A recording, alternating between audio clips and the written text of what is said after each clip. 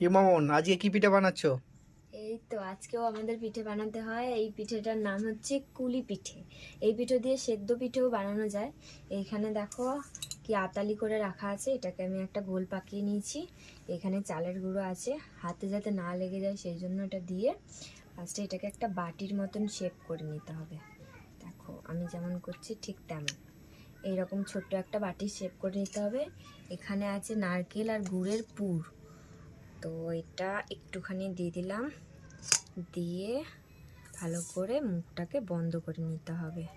ঠিক এরকমভাবে আস্তে আস্তে করে এটা এরকম করে বন্ধ করে নিতে হবে। দেখো এটা কিন্তু নর্মাল, যদি চাও তোমরা এরকমভাবেও ছেড়ে দিতে পারো, কিন্তু তোমাদেরকে আমি একটা ডিজাইন করে দেখাচ্ছি যেটা আমি করছি। এটাকে হাতটাকে ঠিক এরকম করে করে করলে একটা সুন্দর একটা ডিজাইন হয়ে যাবে পিঠের ওপরে। এই দেখো কেমন হয়েছে তোমরা কিন্তু জানাবে অবশ্যই। এই পিঠেটাকে আমি সেদ্ধ পিঠেও করে দিতে পারো, বা এটা যদি দুধে ছেড়ে দেওয়া হয় তাহলে কুলি পিঠেও হয়ে যাবে। দুধ কুলি।